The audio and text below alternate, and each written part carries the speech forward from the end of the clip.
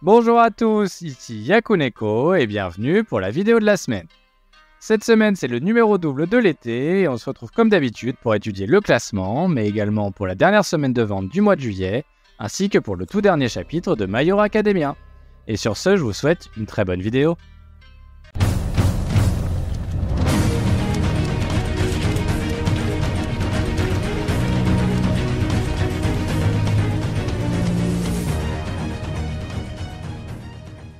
Cette semaine, il n'y a qu'un seul absent et c'est Hunter x Hunter, et je pense que je ne l'inclurai plus dans les vidéos tant qu'il n'y a pas de nouvelles le concernant.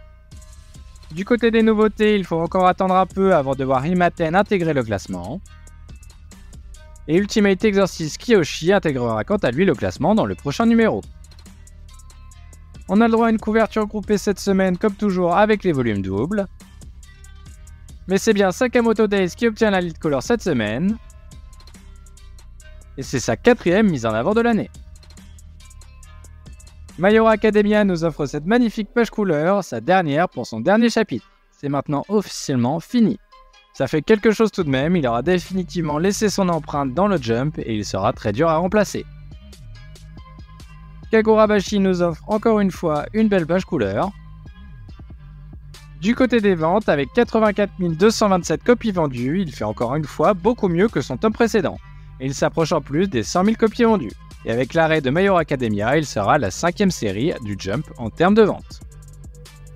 Et enfin, on a eu le droit à une page couleur pour un chapitre spécial du légendaire manga Koshikame. Pour ceux qui ne connaissent pas Koshikame, c'est un des mangas les plus longs de l'histoire avec 201 volumes et il est aussi le 8e manga le plus vendu de tous les temps. Avant de commencer réellement le classement, on retrouve Yokai Buster Murakami qui a désormais les 8 chapitres nécessaires pour intégrer le classement, mais qui ne l'intégrera jamais réellement et sera toujours en fin de magazine. Et donc maintenant, place au classement et on commence avec Kyokuto Necromance qui chute d'une place et est donc dernier cette semaine. Sichao s'échange donc sa place avec lui et donc 14e. Kiblu chute de 3 places et se retrouve donc dans la zone rouge pour la 2e fois cette année. Astro Royal revient de page couleur et frôle encore une fois le trio de fin. Du côté des ventes, il en compte 30 770, c'est un résultat très correct pour un premier tome, mais ici on parle tout de même de l'auteur de Tokyo Revengers, un des mangas les mieux vendus au monde. Ça reste quand même très décevant à voir ses prochains classements et les ventes de ses prochains tomes, mais il n'est clairement pas à l'abri d'une annulation à plus ou moins long terme.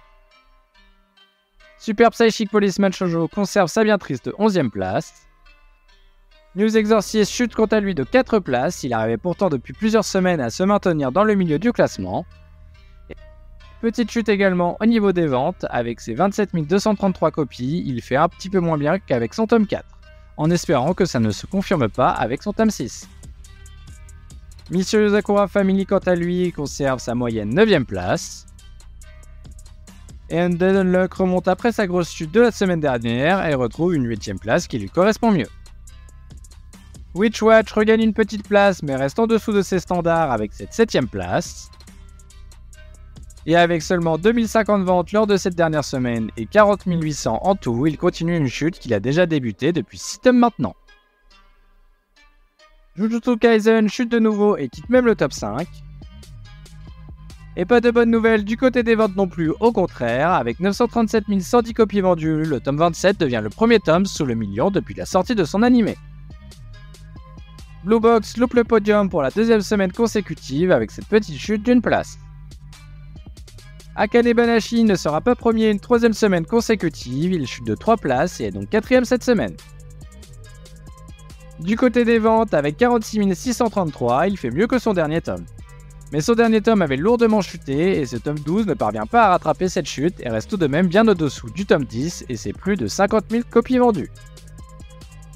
The Lazy Samurai nous offre une énorme remontée et s'offre le podium cette semaine. Son animé y est peut-être pour quelque chose. Et du côté de ses ventes, il frôle les 48 000 ventes, ce qui représente une grosse remontée. Les ventes de manga étaient en chute constante depuis son tome 1 et elles remontent pour la première fois. On peut clairement dire que son animé lui donne un bon coup de boost et il va être intéressant d'observer à quel point dans les prochains mois. One Piece revient de page couleur à la 2e place pour changer.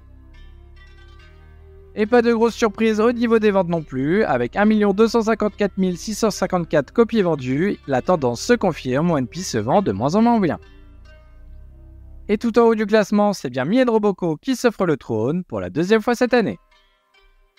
Pas classé au Shoseki cette semaine, il compte 16 032 copies vendues lors de ce premier mois, ce qui est une grosse chute, cet homme avoisine plutôt les 20 000 copies vendues d'habitude. Mais en attendant, c'est bien lui le premier au classement. Et voilà qui conclut la vidéo de la semaine prochaine pas de vidéo donc. On se retrouvera donc dans 2 semaines avec un nouveau classement et de nouvelles sorties de volumes reliés. On aura le droit à Mysterious Sakura Family, Undead Unluck, Sakamoto Days, Blue Box et Kill Blue. Et je vous dis donc à dans 2 semaines.